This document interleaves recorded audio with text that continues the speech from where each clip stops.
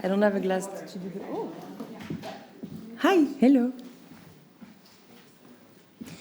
Good morning, everybody. Good morning to the online audience. I don't know if there are some people, I hope so. Thank you very much for being here. I'm gonna just take my notes. So, first I wanted to say thank you for waking up. Thank you for being here. Also to the online audience, no matter time zone you are in. Thank you very much for the co-conveners for helping us build this session.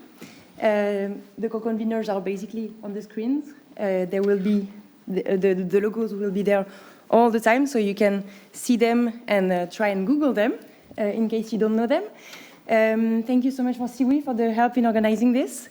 And thank you also so much to the participants, not only the audience, but the participants who will give presentations, participate to action labs and everything, but we will thank you anyway separately. So, the goal of this session is to work. So you won't be sleeping this morning, I hope, because the idea is for you to engage with us and work with us. The Global Youth Movement for Water is a global coalition of more than 370 youth organizations and allies, and it's been working, it's been launched in 2022 in Dakar during the World Water Forum, and it's been working with the Fill Up the Glass campaign, with the Bali Youth Targets, with the UNESCO Water Use Dialogue. It's been working on structuring the youth movements to try and be more active, to try and bring solution, and to actually be the change that youth already is. So, because we've already been working, the Stockholm World Water Week was a good opportunity for us to bring you on board on the work that we are doing. It's not like we created a session out of nowhere because it was the Stockholm World Water Week, and because there is this big milestone of the UN2026 Water Conference. We were already working on it anyway, and we will be working on all of this beyond 2026 anyway. But we have a specific plan for 2026 and for the next few months, and we want to bring you on board with us, basically. So you are in different tables. We will explain all of this later. If you have any question, feel free to write them down and to ask somehow I can come and see you. For now, basically the format is we will have 2 snapshot presentations thanks to Michelle and Tanya, who will give basically success stories so that we start with a good positive energy. Then we will have action labs. And that's why we have moved the room a bit. Sorry for the organizing team. We will move it back, promise. And so you will be working on some stuff. You will be discussing very interesting things. And then we have a panel discussion to discuss. It will be amazing, you'll see. We will explain everything along the way. And then closing remarks. So we are here in person. Thank you so much again for waking up. And the online audience can also participate, and we ask you to participate. We have the amazing Colin Arnoux, my colleague, who is online to help me and help us moderate. Yeah, I think that's about it. I also forgot to mention who we are, actually. So my name is Alix. I'm the Youth Sector Coordinator at the International Secretariat for Water. And Mahmoud Radwan, my colleague from UNESCO. Maybe you want to say a few words? I don't know. Okay.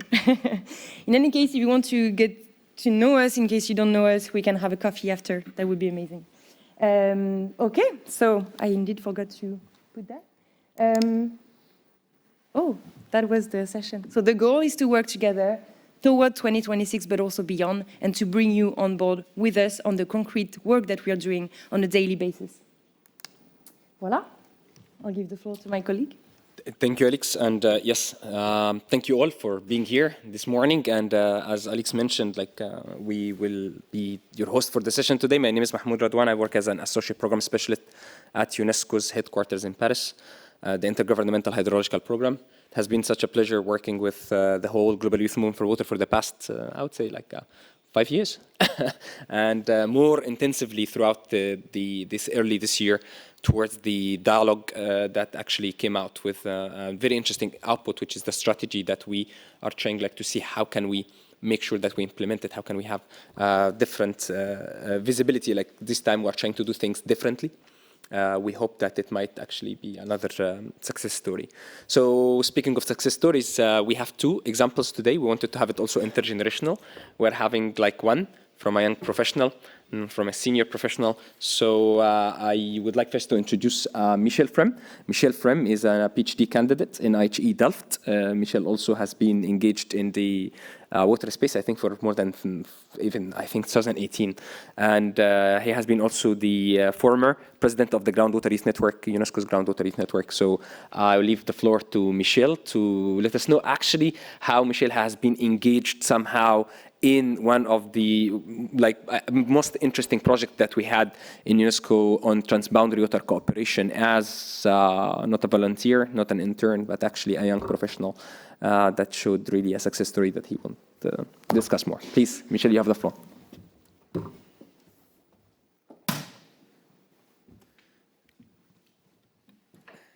Good morning, everyone, and thanks for joining. Thanks also Mahmoud and Alex for the introduction. Actually, I have a presentation, but it will be just for visuals, so don't read the text, because the idea is to just discuss and highlight what happened during this consultancy project and how it ended up being assigned to a young professional who did the job that was needed. So this project is about the management of coastal aquifers in the Mediterranean, and as you know, most of the population in the Mediterranean and globally, they live in the coastal areas, including major coastal cities, which makes the coastal aquifers really important. And in the Mediterranean, it's even more important because you see it's a shared sea by many countries, and it's also subject to the Barcelona Convention, which gives it a transboundary effect. So the protection of the coastal aquifers and their sustainable management is an issue of a transboundary concern. So this project included Morocco, Tunisia, Libya, Montenegro, and Albania, and Lebanon. So we had a lot of coordination between those countries in Paris, also online. And my scope was to mainly focus on Lebanon. However, we had to also discuss, understand what's being done in other countries because we were sharing the same framework and the same scope of work. Before going to those slides that are a bit technical, so what happened, the national focal point in my home country, they were also in the ministry trying to get some CVs, and I saw this project is huge, so I didn't expect that someone with the age of 26, 27 at that time will get it, so I was competing with 40s, 50s, so I didn't expect it, but I just gave it a chance, and UNESCO took the strategic decision to give it a try, to try to engage young professionals in the project and see how it goes. So I didn't want it to be a trial and error. I did my best to make it a trial and success, to also give and open the door for other professionals to be engaged in further projects, not only in the water science division, but in other divisions. And I hope this will happen frequently, and it's already happening, I guess. Right, yeah. So my scope was in Lebanon, in what we call the Damour Coastal Aquifer, and we focused on the vulnerability mapping, also looking at groundwater-dependent ecosystems and submarine groundwater discharges. And those discharges are really important because they are the main contribution to in terms of discharge to the Mediterranean Sea. So any pollution happening there will affect the Mediterranean Sea, and then it becomes a transboundary issue. The challenges that we faced is that, as mentioned, different countries, different contexts, different problems. However, that was the actual interest of the project or objective to work on different countries. So it was a challenge in a way, but it was also the main added value of this project. The aquifers that we addressed were stressed in my case and in most of the other cases. We had to address them without data, so with few data. And also in a context in Lebanon, for example, where we weren't able to do field campaigns because of the Israeli war that was happening. To overcome all these challenges, we looked at historical data. I, for example, digitized data from a study that was done when my mother was -2 years old, compared it with a more recent study in 2022, 2023, to see how the extent of seawater intrusion was advancing in those coastal aquifers. Again, I also had to digitize the geological cross-sections to understand where is the base of the aquifer, because borehole data were not available. So it took a lot of time, effort. Sometimes with the music it becomes more interesting while you do all those stuff. I don't want to use the term that I use for those kind of activities that I do. I call it donkey work, but it's sometimes interesting. With the music, it becomes more interesting. That was needed for the vulnerability mapping, so we had to look at vertical and horizontal vulnerability mapping. So vertical, it's from pollution from surface, and horizontal is for pollution from seawater intrusion, actually. We ended up with this map after a lot of GIS and other exercises.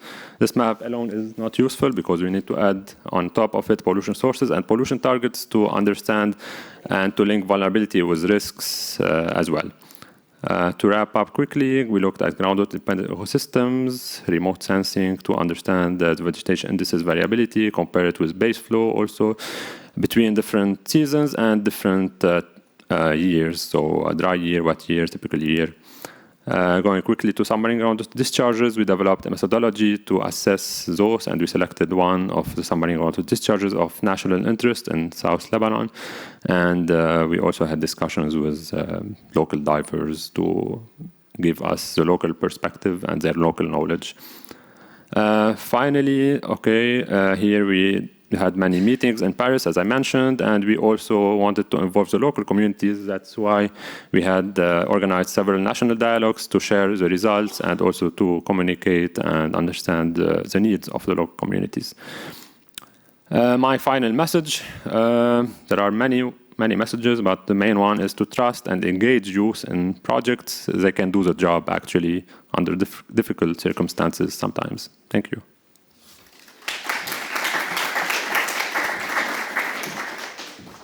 Thank you so much, Michel, and I'm always fascinated whenever I'm hearing the same really example, and it's very, we are very proud to make it happen, and actually we're trying to make sure that from now on, actually within UNESCO, even any new project that we are starting, we're always having young professional actually pushing always. It's not like we're giving them the option, but somehow like we're trying to make sure that our partners are aligned with our youth empowerment strategy. So after Michel, we would like to listen to another success story from Tanya Huizer, the Senior Water Resilience Specialist at the Asian Development Bank.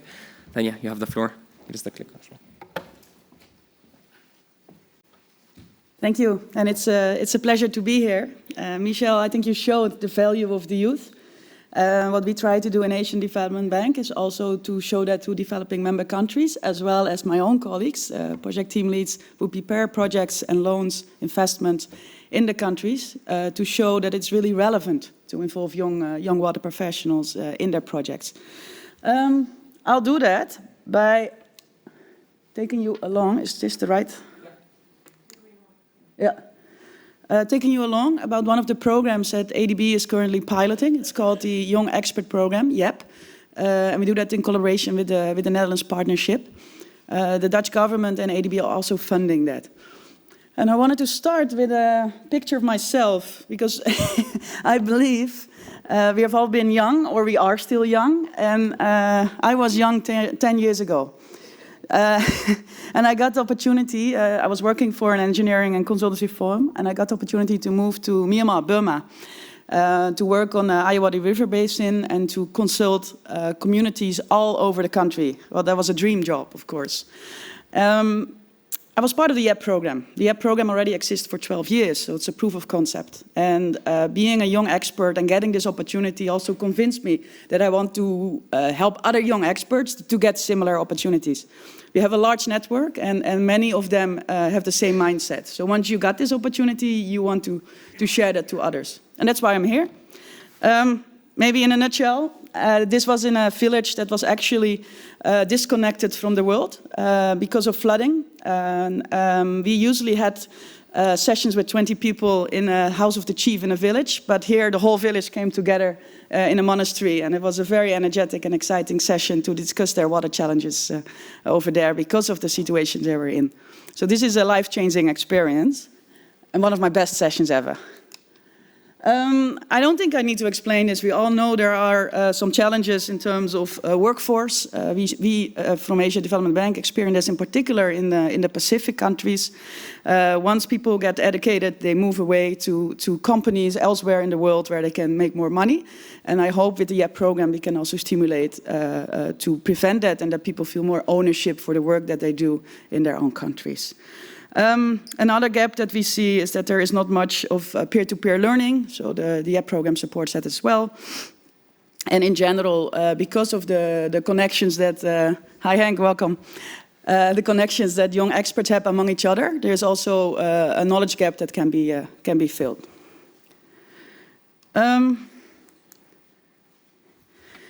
We started a pilot last year in Vanuatu, where we connected a young expert from the water utility in Vanuatu, with a contracted, so kind of a consultancy young expert from the UK.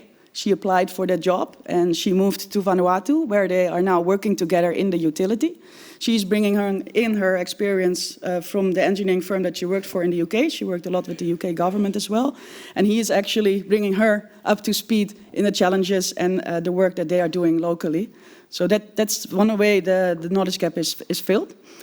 But just to explain a bit more about the program itself, we really like to make pairs. So government officials, young government officials, pair them with consultants. And of course, young consultants. And they can come from the UK, but they can also come from the country itself. Why not? Why do we need to bring in people from Europe to Asia? There are so many good young professionals in the region. So we are exploring that, and we're now actually also doing that in Nepal. In Nepal, we have 2 government officials. One of them is paired with a national expert. One of them is paired with a regional expert. So there is an expert coming from Pakistan this month, moving to Kathmandu to work there together, not in a utility, but in a water resource department in the ministry of the government of Nepal. Given the time, I need to speed up.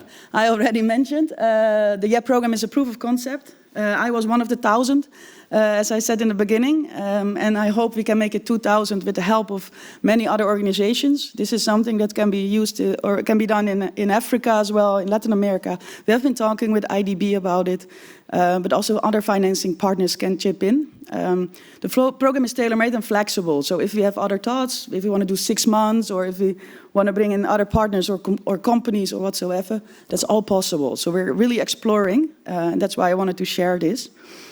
So it's scalable and it's cost efficient, also important, because the impact will be huge on the young professionals. 1 more minute? Okay. So this is the story that Miguela Chan, who is in Vanuatu, shared to me before this session. Part of the session is also the training in The Hague, where you are not learning about water utilities, but you're learning about how to negotiate without power, how to do project management, how to work in different cultures. And most important, you also work on your professional development plan that will be monitored and evaluated during the whole year. You get a mentor, you get a coach, there will be a supervisor in the office. So there is a whole team around you, besides the other young experts that are also part of the training, that can help you and make you grow. Unfortunately, 2 months after her stay in Vanuatu, there was a huge earthquake in Vanuatu, but she turned it into an opportunity to support with emergency response. And luckily, everybody in the team was okay. But it was quite a heavy experience, and for me as well, because I couldn't reach her. So I was really, really worried about the situation there. But she managed very well, she coped with it. She was working with a lot of different companies or organizations, NGOs. She's now also part of the IWA, young professionals. So it gives opportunities for people. And then, like I said, we're also looking into the opportunities now in Nepal. It's the second pilot. But I'm also only talking about 6 young professionals. And of course, we want to have hundreds of them, not only in Asia Pacific, but worldwide. So I hope anyone in the room will consider to work together on this. Thank you.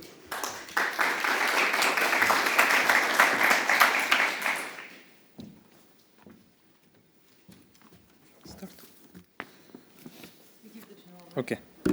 Okay, thank you so much, Tanya. That's very fascinating. And indeed, we know that there are a lot of efforts when it comes to youth empowerment, yet, of course, it's not enough. And I think most of them are actually fragmented, that we couldn't really see how much that can lead to implementation in a different way, or actually convening these efforts. Like, we cannot monitor them, we don't see it. And we usually, we are seeing through, since 2022, I think, youth networks are trying to gather themselves and trying to make sure that they are speaking one voice. And we're also very glad that this is still happening so far until now. And we wanted to use this effort and try to do things differently this time. And so in UNESCO, we thought maybe we take an opportunity during the past 50 years anniversary of UNESCO IHP. We wanted to see how can we change the advocacy messages into implemented actions, and actually to try to do things differently this time. So we used the opportunity. We convened 60 young professionals of 40 different youth organizations in Paris, and we asked them, we want to listen to how do you think we can prepare the future water leaders. And the task was simple. We started 6 months earlier, since January, and the event was in June. And we did, I think, more than like 12 to 13 different task force meetings, so that we come up with more. Okay, we come up with something that can be translating these like dreams into what if it can be done. It can really lead to some efforts and lead to some realistic output that we can work through. And I think we're very proud of the output so far. And by the last day of the dialogue, the youth networks managed to provide like these simple 5 pages of like the strategy. It's online now. It's on the website, and you can scan it. You can see it. It's split into background and context with what are the challenges actually youth thought it's actually important for them, how they see the challenges that are not making them enabled enough. And then we ask them, can you please put like a small vision? Where do you want to see this going? And it goes like, yeah, we want to see a future where youth are actually taking lead. Like, we are the future change makers. And they identified missions, and then they identified 3 different priority areas, in which the first one I would call like education and capacity development, is split into an output of how educational, like cross-disciplinary educational pathways and trainings are developed, and how to strengthen the youth networks can actually help somehow to see the capacity development is being working in the right direction. The second one was about career opportunities. They were asking like, and how the career opportunities with innovation can really lead to developing platforms to strengthen those youth water professional networks, how to support these local projects and solutions, like some of the examples that was mentioned, how to promote the youth-led and targeted research, and the last one, how to do a meaningful youth engagement in the mega processes related to water management and governance.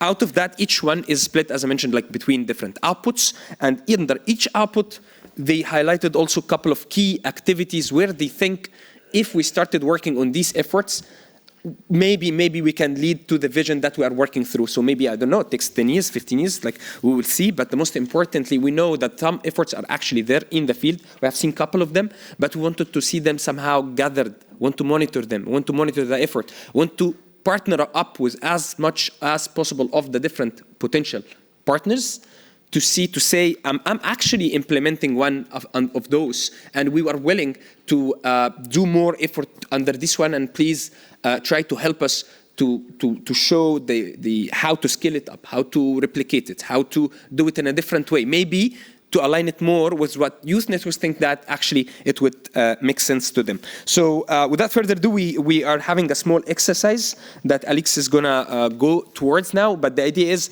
we really want this exercise to be able, it's not a final draft document. We believe like we will take it to a lot of partners. We did already more than like I think 4 different consultation sessions. I think this could be one of them, like to consult on the document itself, to know what is the rationale behind it, but also to propose if things were missed, if activities were actually not aligned properly, or some partners actually doing this type of things, but we don't know about them. So Alex, please, if you can go through the exercise. Yes, thank you so much, Mahmoud, for presenting all of this. So I gave two versions of the strategy per big tables. Now the idea is to split the room in action labs. You will be the the education and capacity development. Oh, I thought, okay, sorry. So you are the career one. Where is the capacity one? Yes. Education and capacity. Okay, I thought. Okay. The true side of the the live stream. Okay, so you are the education and capacity development group, corresponding to the priority area number 1. You are the career opportunity group, corresponding to the first part of the priority area 2. Innovation. Are you innovation? Who is innovation? Where is the moderator? Okay, so you are the group innovation corresponding to the second part of the priority area 2. And you are, sorry for pointing fingers, the last one, meaningful youth engagement in water governance and management group corresponding to priority area 3. Online, you are all of them. My colleague Colleen will share with you a link to a Miro board where you can basically feel free to share all of your ideas on all priority areas, so you are lucky. If anyone wants to change tables, it's still time. Yeah, we can give 30 seconds or something if you want to really go to different priority areas that you think you are working mostly with, or that's more closer to what you want to do. But even if you're not in the table with the priority areas where you're most aligned naturally, it's also potentially valuable, right? So it's up to you. Each table will have version of the strategy, one moderator. Can you please, the moderators of each table, could you please raise your hand? And go to your table. Please go to your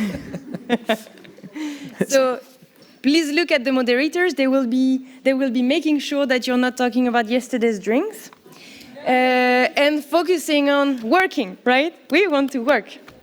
And then you also have a rapporteur. Please raise your hands, rapporteurs. Rapporteurs? Yeah, just raise your hand. So that basically the idea is that your table know who you are, right? And who you have to talk to so that they can write well the names and stuff like that. Online, we have the wonderful Eric Schnetzler. I can't see the screen, but yeah, Eric Schnetzler from the Geneva Water Hub.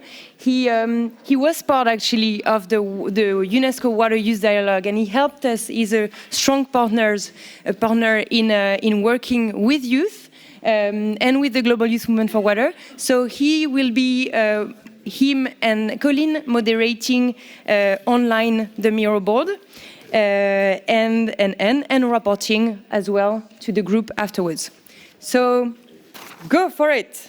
Yes. Work. So yeah. How much time we have? We have. I'm adjusting now that I see the time. 20 minutes, something?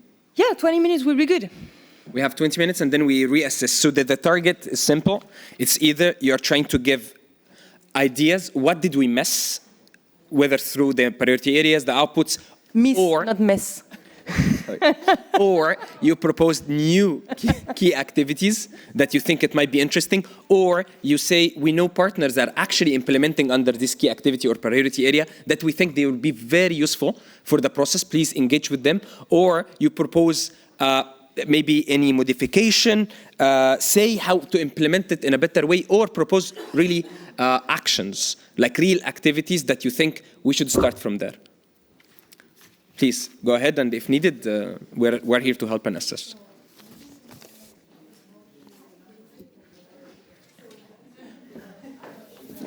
Okay. C'est comme tu veux. C'est comme tu veux. T'as Colline avec toi? Tu as Colline avec toi?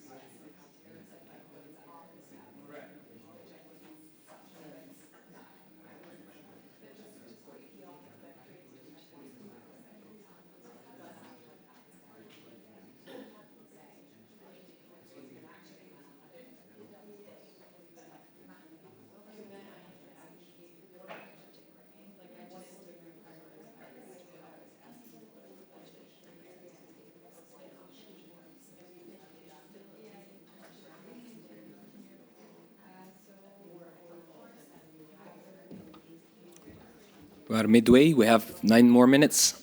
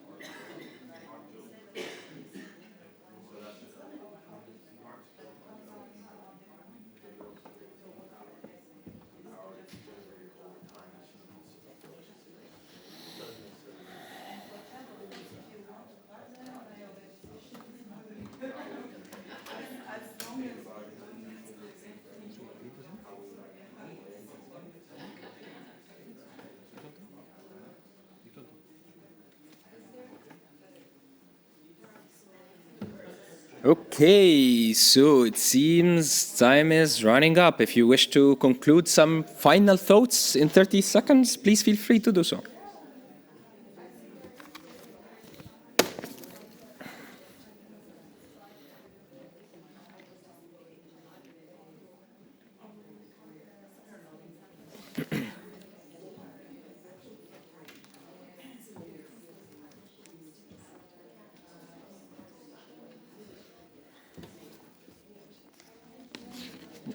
Yalla, Alex.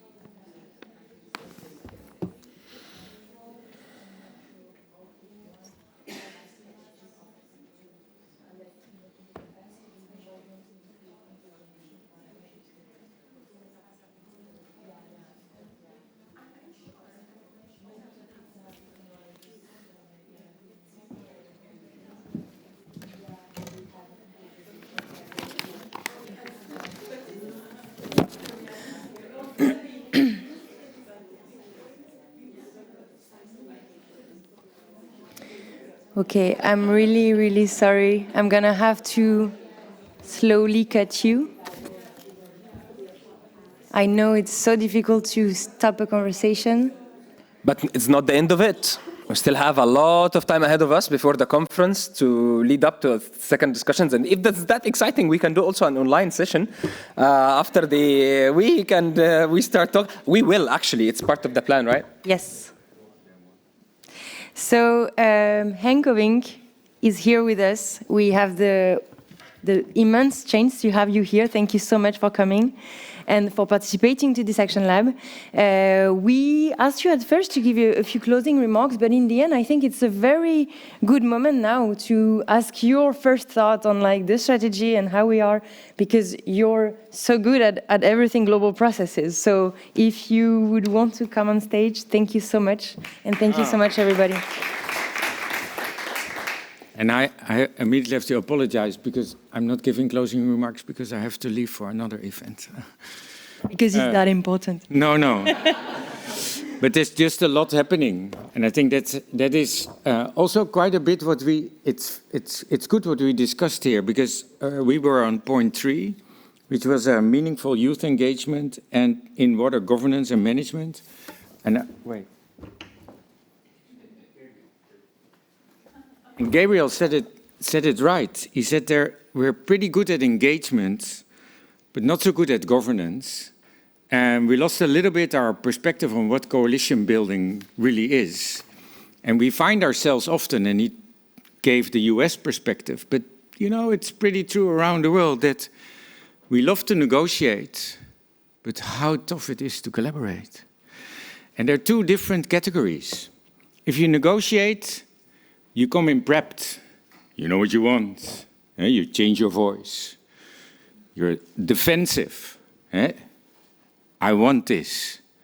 And in the negotiation, and that is the strategy, you know pretty sure you will lose something. But you either aim for a bit more to get what you want, right? This is how it works. And then you come home and your little daughter says, so Daddy, what did you do all day? Oh, negotiated. And what did you get? I got 70%. And she will say, so you lost 30.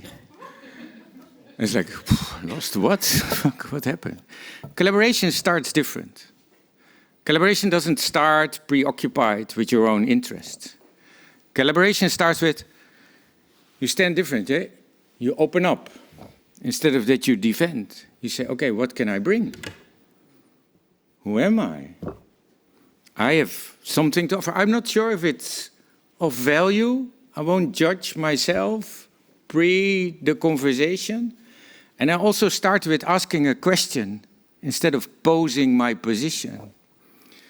And when you collaborate, you get something back, which is totally unexpected. So you come home with all these gifts because you listened and you learned. And everything you brought together is different, but in that difference more than what you ever would have gotten had you entered that in a defensive mode. People like me, white, male, 50 plus, are very bad at this. I'm very sorry. and they run, they're too much at the table. So that's a part, we didn't discuss everything, but it sparked, Gabriel, thank you. The other part that we discussed here, what I think is lacking, and that is not a critique, but an opportunity, is that claim your position as being part of everybody else. So yes, it's important to be youth and be recognized, but it's also very important to be recognized as us. When I set up the Global Commission on the Economics of Water, we have over 20 commissioners. Liz Watuti is a commissioner.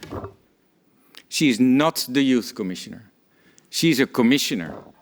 She works with President Tarman and Dr. Ngozi and Johan Rockström and Mariana Mazzucato and Arunaba Ghosh and anybody else as a commissioner. And she led the youth initiative. Like President Tarman also runs the government of Singapore, and Dr. Ngozi runs the World Trade Organization, and Johan Rockström runs its Potsdam Institute. But she's a commissioner in the Commission. So being part of the decision-making and claiming that position is key. Not only, yes, that youth and young professional perspective is important, but not only as, you are the youth. No. Again, it's a collaborative capacity that we have to ensure and secure in prepping us for all these complex processes. And two words, when we set up Sonoy, it's so good to see you, when the Netherlands and Tajikistan joined forces and hands and became friends and family towards UN2023, there was an initiative called 30-30-30. You don't have to mention it, that's not what it's about. But the idea behind it was that, in this case, people younger than 30, at least 30% of the seats at the table should be occupied by them to be part of whatever we do in understanding the challenges, exploring opportunities, define policies, programs, pipelines, and projects, and make decisions on them and mistakes. But then at least we make them together and we learn and we can incorporate it in that way forward. I thought it was very inspiring. At the Dushanbe conference in 2022, the Netherlands and Tajikistan embraced that initiative as a way to anchor youth into the preparatory process. We did a lot to bring youth to New York. We failed, of course, also, because it's very, these are the practicalities of ambitions. But we also succeeded quite a bit. And I think we bring our learning to the UE in Senegal, but also to you. So then I'll close. I have the tendency to go on forever, so that's definitely is an old man's problem, I guess. Count on us. And also reach out. We're willing and able to share lessons. But also count on yourself as a part of this process. And as a voice outside. I remember I said, it's as important to be part of it as it is important to be the provocative voice.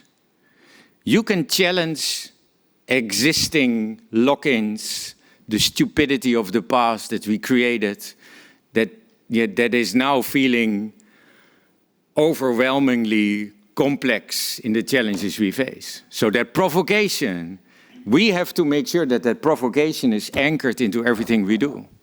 But at the same time, we need your collaboration. So this is complex. And I think a lot of us that are older understand this. So also tap into our memories of when we were young, fighting that same dilemma by fighting the existing powers, but at the same time joining them. That's not easy. But you're not alone. And I hope to see a lot of you in the coming months, because that will mean two things. One, that you do this, and second, that I'm still part of that. So, good luck.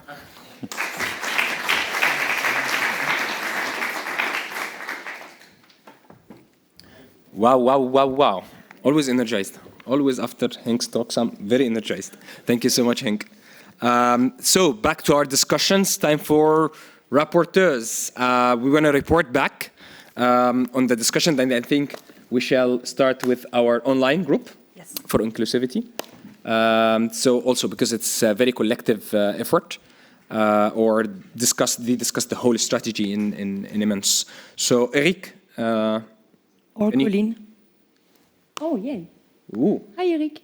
Nice to see you. We can see. Go ahead. Hi, Alex. Hi, Mahmoud. I hope you can hear me. Yes, perfect. Thank you.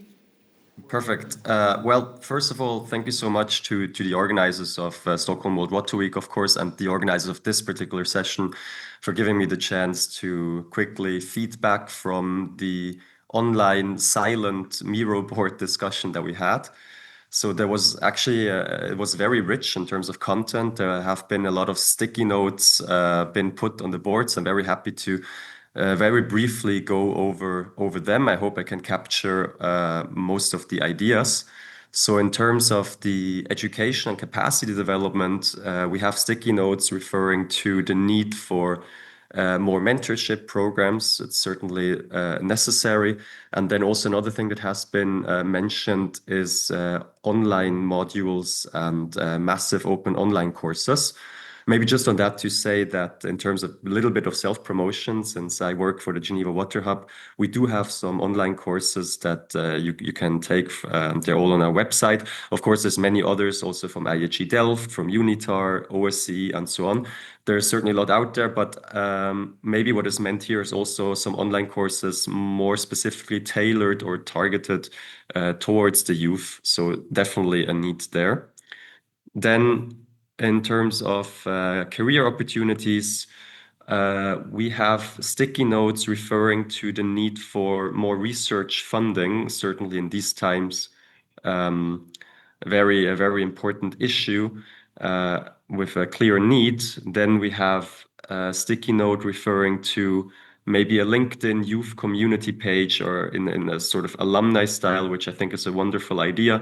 And we could see how we could, develop this further. And then we have a sticky note that says youth incubator.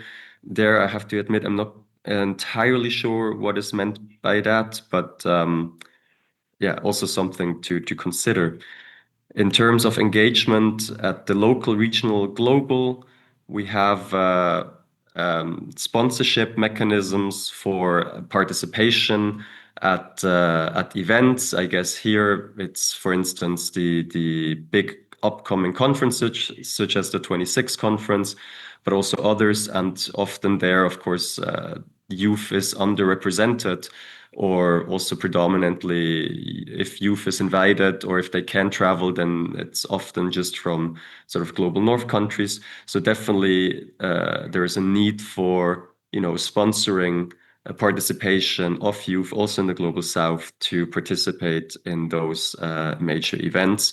And I echo what Henk Oving has said before about the 30-30-30. So definitely with these ideas, strategies, and intentions, a lot can be... Eric, can you conclude because we are running out a bit of time? Very sorry. Okay, I'm sorry for thoughts? those. No, I think there's been a lot on innovation, but I think it would be maybe too long. It will be covered in the innovation one as well. And anyways, we're having all the notes that will help us really report back to all of you. And it's very insightful, really, that what we're hearing are activities. Can you see like tangible activities that you can actually contribute to directly? Okay, without further ado, please, in 2 minutes for each of the rapporteurs, can we have group one, Aurora? But in 1 minute, so okay, that you will speak for 2. Okay, in 1 minute. 1 minute. Just quickly, what are the most But thank you so much insights? for every rapporteur. Okay, my group was about innovation based on priority 2, area 2 of the Water Youth Strategy. Well, we discussed that there's not enough support to young professionals in the institutions to better contribute in their own roles. The tools available are also not known by all youth, or they are not visible. Youth has the newest knowledge, so it's necessary an international transition so all can be benefit from the knowledge and experience. I mean, youth and more senior, professionals. And with this, we need more communication between generations. So we proposed some key activities. High-level decision makers have to take action to provide tools to youth professionals. So it's necessary to promote youth and innovation programs in every organization through political frameworks. Grants for startups developed by youth entrepreneurs, mentoring and capacity building. Also finance programs to support youth ideas and projects in water management or climate resilience. And social media to communicate and connect youth and opportunities. So thank you. Perfect. Thank you so much. Thank you so much for the rapporteur. Another one in 1 minute? Which was? Okay, thank you so much. I think Hank already reported it quite well, the points as well. It was a pleasure to have him in our group. We are the group of meaningful youth engagement in water governance and management. And of course, one of the first discussions was about youth entities or organizations working along with youth and how we need to map these organizations and see what each of them can bring and make sure that we are synchronizing the work that we are doing and finding the synergies between us. Hank mentioned that during the UN Water Conference 2023, networks joined forces without eliminating or competing with one another. So that was a great example that we need to follow as well during the next water conference.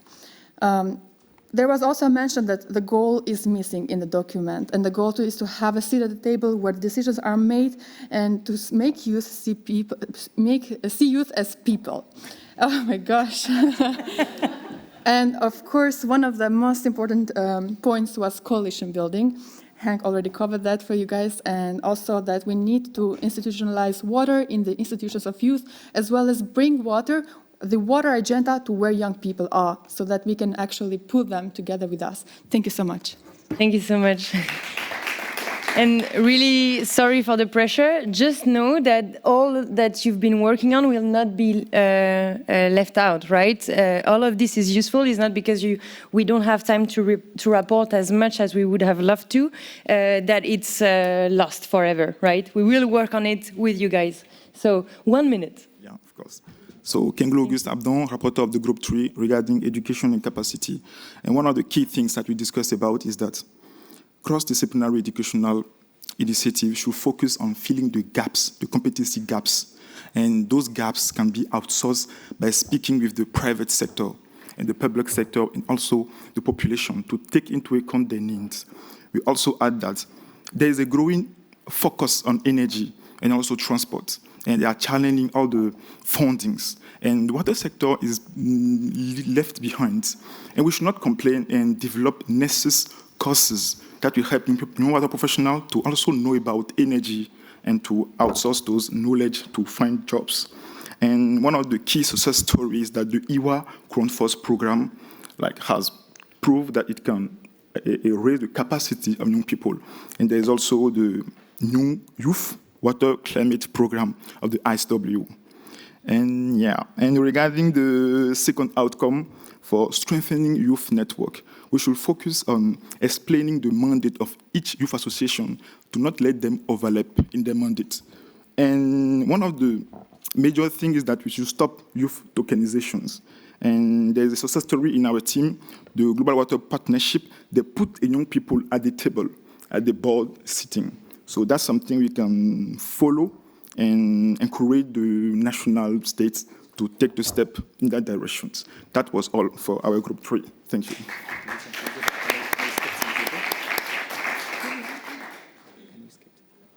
Last group, in 1 minute.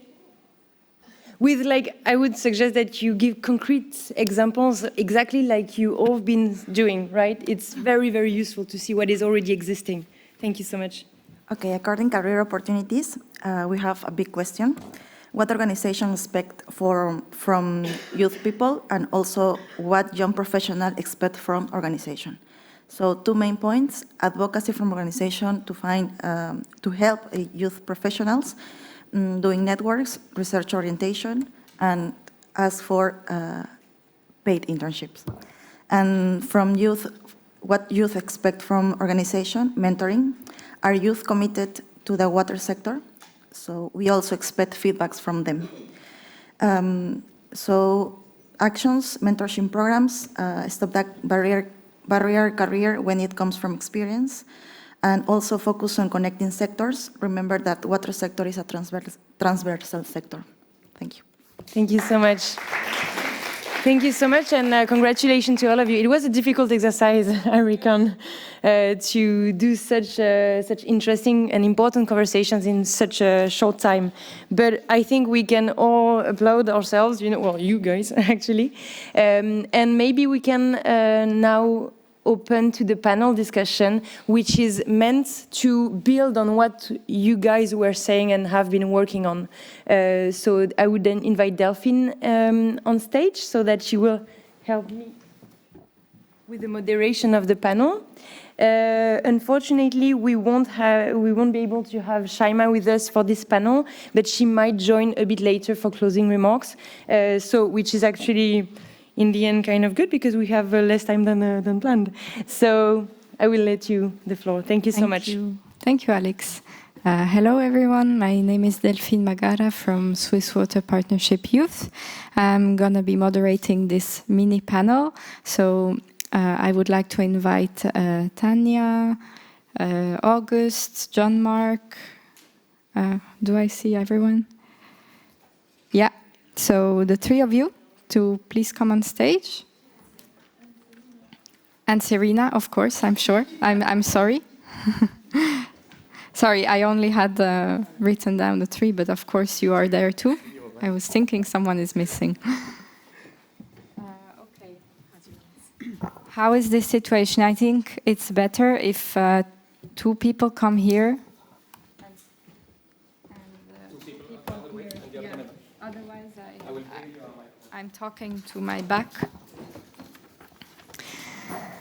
Okay. As you know, so those who know me, yeah, thank you so much. Is this working? Yeah. Those who know me, I'm not so much into small talk and formalities. And given we have not much time, I'm gonna do the introduction just super quick, and you can see the names on top. So, Tanya, which we already have heard you. You manage the Water Trust Fund at Asian Development Bank, and you're co-creating the Water Youth Action Plan. Is that correct? The name? Agenda, yeah. Plan or agenda? Still in the air. What do we call it? Yes, we were going to talk about this right now. Then we have Jean-Marc Acheampong. He is an active member of the Swiss Water Partnership Youth, doing a PhD on snow melt effects in the Central European mountain region. Today representing more the corner of research. Then we have August Kinglaw. You are also a PhD candidate at University of Montpellier, working on groundwater mobilization. You have been founding the IWRM Young Water Professionals chapter in Burkina Faso. And we have Serena Ashdown. You have been selected to be here at the Stockholm Water Conference as a young professional. Is this, am I right? No, I work for Arup as a... And representing Arup as a...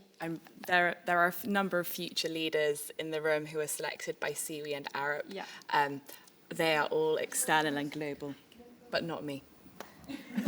Okay, but I count you as them now. Okay, okay, thank you so much for being on this panel.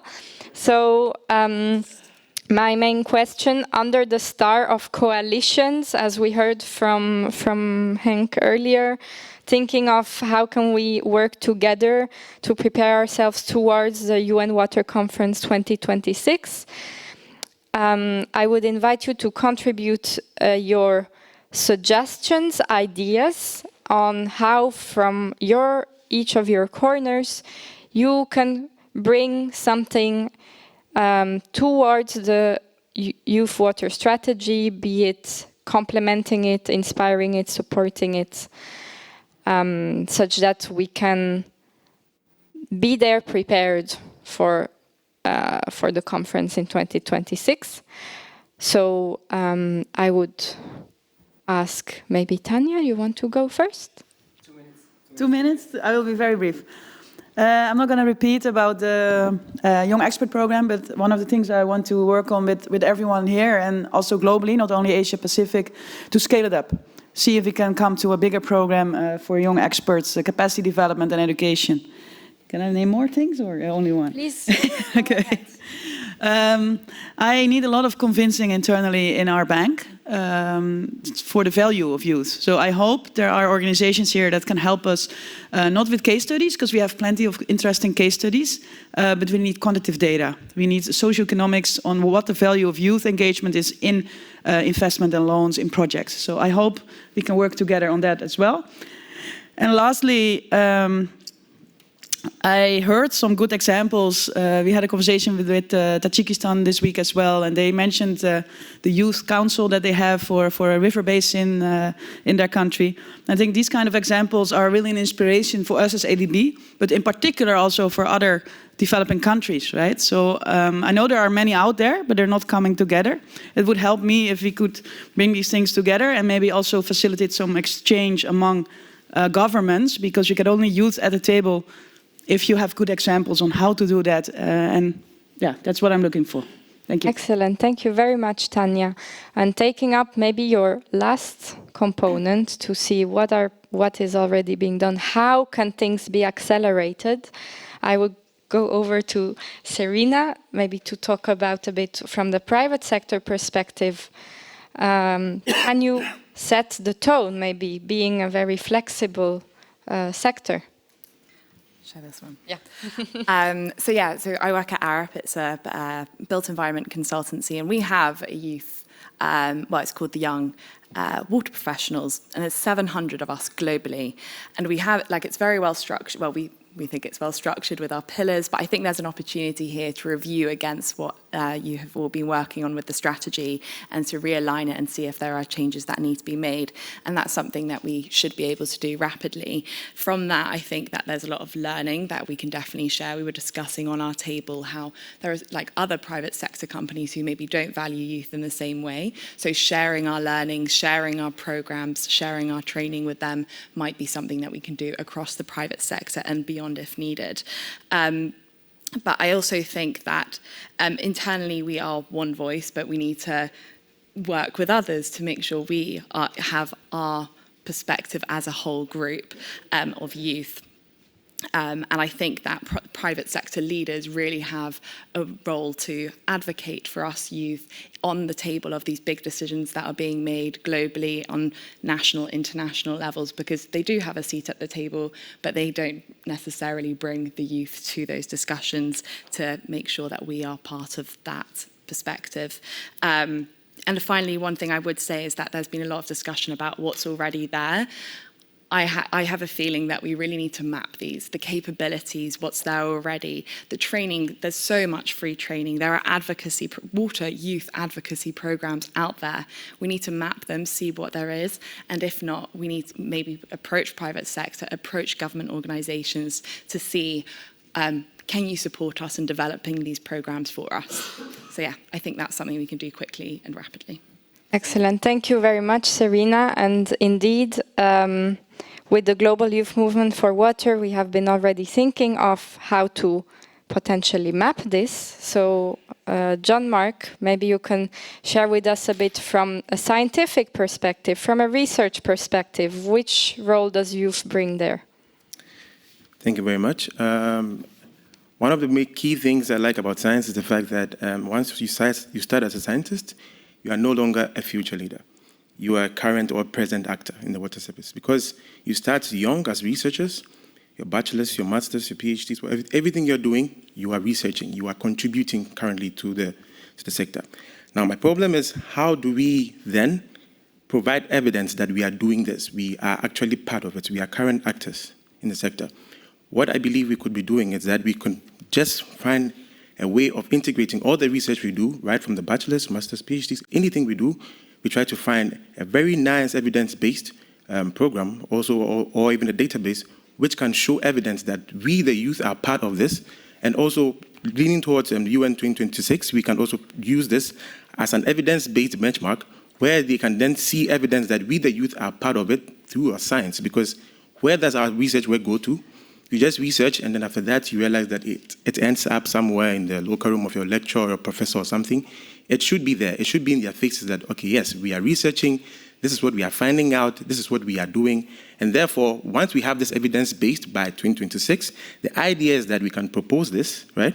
And to making or developing the UN World Water Development Framework, so that next year's, it could be more about the youth. And it wouldn't be like this year it's for like glaciers, next year is going to be for gender. In the next years coming, it should be more for the youth. That's it. Thank you very much, John-Marc.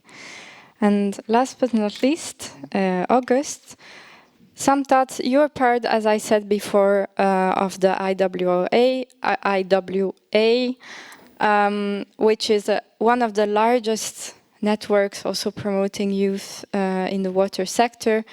As Serena already said, you had some conversations together, so there are already coalitions happening on different activities, on future potential activities. Now, you bring the approach of, okay, how do we keep an accountability mechanism in all this? Thank you, Delphine. As Alice and Mahmoud said at the beginning of the session, we want to do things differently, like we want to change things. And I think one of the ways to do that is to, first of all, make like a shift and to know where are we now. I think we are at the crossroad, and we need to assess what we already have.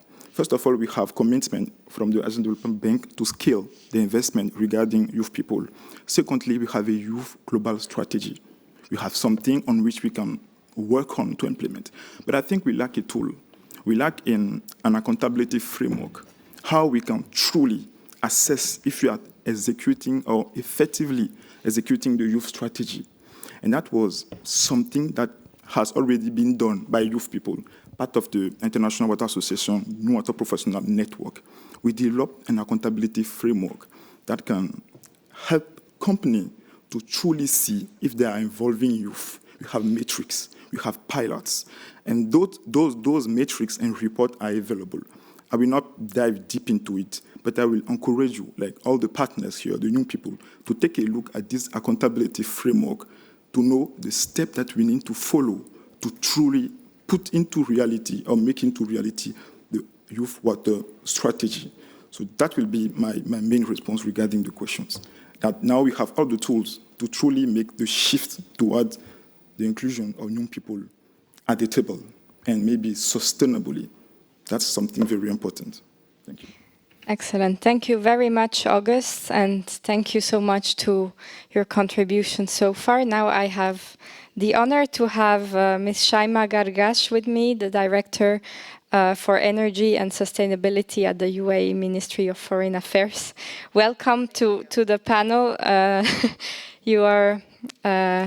Yes, we're bringing you in the middle of the conversation. We're very happy to have you here. So I'm just gonna go with questions. Is that okay for you? So for now, we just have heard from the other panelists on how they're gonna prepare as a unified voice of youth towards the UN Water Conference 2026, which is, of course, not just an event in itself, it's a whole process of preparation. So my question to you would be, from a UAE perspective, how are you preparing towards meaningfully involve the youth voice, which is really getting ready there in its starting plots? Thank you, and apologies for coming in late. Where's Dr. Diatta? Him and I had a meeting, so apologies. So in terms of the, from the UAE standpoint, we truly believe in when we talk about the inclusion and including everyone in processes, so we really mean it. The UAE has a youth minister. Our first youth minister was, I think, 25 years old, and who speaks multiple languages, graduated from Ivy League schools, and we really ensured that there was a big, strong youth emphasis and youth discussion in councils within each of the private sector and the government sector. Also considering the Middle East, there is a big youth population that we need to prepare for their futures, and they need to be part of preparing their own futures as well.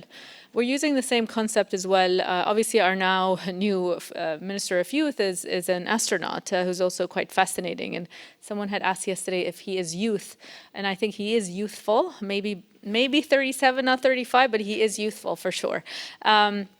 But there is the role that we're playing to really excite youth in really serious future planning. So for the Water Conference, we have been engaging with civil society, different communities and groups, including youth. When we kickstarted the process, so as part of the modalities resolution, there are 3 main mandated meetings in the year. One was the org session that took place on the 3rd of March. And that was basically a meeting to listen in to member states and stakeholders on what their views on the last conference, what they want moving forward, their ideas, etc. But we also made sure that we also had over 4,000 people listen in that day. We also rolled out an additional briefing session for stakeholders who couldn't make it. But we also rolled out a survey. And the survey was also to extend our outreach for those who also couldn't make it to the second briefing. And that was, and in that we received, I think it was a month-long survey. And then we've received close to 500 inputs. 40% of that input actually came from youth. And so, which also included different, smaller communities as well. But there was a big portion that actually came from youth. We also, as we go through the process, there has been a lot of emphasis, including Indigenous people, youth, for instance, into the process, utilizing their views, but also their creative thinking for the future. We have our 6th pillar, or the 6th interactive dialogue, called investments in water, and it really tackles everything. It's not just the finance; it really tackles the innovations, capacity building as well. Our first interactive dialogue talks about people. And when we talk about the human rights aspect, people, it includes everyone, really. And so there will be 6 interactive dialogues. There will be, as mandated by the UN, the 2 co-chairs for each of the interactive dialogues will have to be member states. But of course, the inclusion in the process of this interactive dialogue will include everyone, because we are receiving now concept notes and ideas on how everyone would like the interactive dialogues to run. Like, what are the main outcomes that you want coming out of it? Building on the 23 outcomes, what we'll need to take forward. We talk about the sustainability of the discussion around water, but really carving the future for water, because behavior really matters to secure a sustainable future. Without water, there will be no future. And so the role of youth is extremely important. And talking about the Middle East and Africa as co-hosts, we have a huge responsibility for our youth. So they need to be part of that process, but really design it alongside kind of the different generations to move forward. Thank you very much. Thank you very much, Ms. Galgash, and again to all the panelists for your contributions. As you know, we're gonna be kicked out very soon, so I please give the floor again to Mahmoud to do the closing. And yes, thank you so much again for your insights. We will take note of it. Okay, so for very, very quick concluding remarks, we have just a few last minutes. For that, I'd like to invite first Mr. Diatta, then Gergana for quickly, and then Santiago for very quick 10 seconds, 20 seconds reflections, final ones. Like 2 sentences. 2 sentences.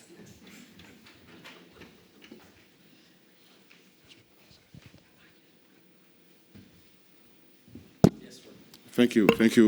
I think Shema wrapped up very well what we think for the youth. As you know, our countries in Senegal, in Africa particularly, the youth population is majority. And of course, we cannot work on the issue for the future without including youth at the table, not participating, but contributing as key players of the conference. And as co-host of the next UN Water Conference, we will give an important role to youth to play as speaking in the interactive dialogues, but also looking how we can continue building, basing on your new strategy that you are working, how we can strengthen this strategy, and also bringing youth of other sectors to have a strong voice of youth on this process. I would like to thank you for this, and we are waiting to receive the document strategy, and you are welcome to Senegal 26, 27 January to have an effective youth participation on the road to 26 UN Water Conference to UAE. Thank you very much. Thank you so much, Dr. Diatta.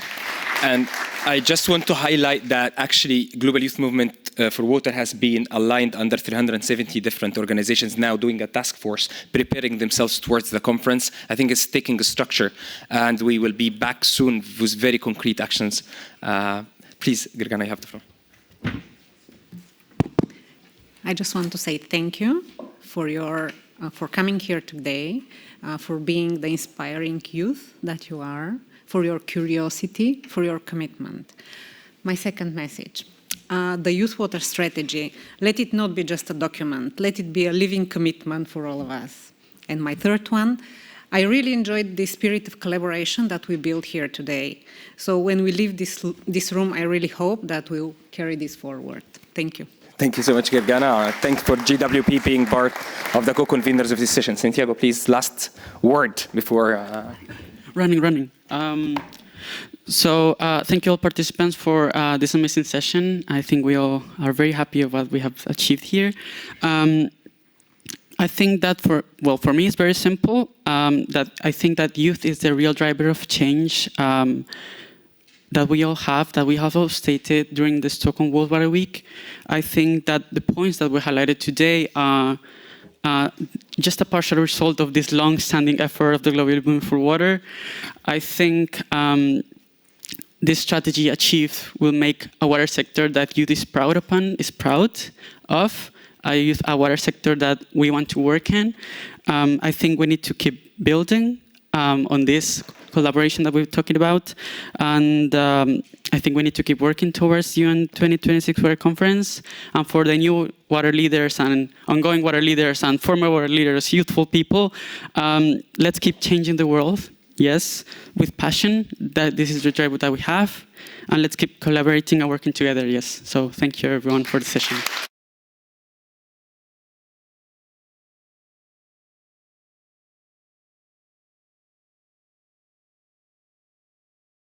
Everybody, and let's continue this conversation, right? But outside so that we can leave the room. Thank you.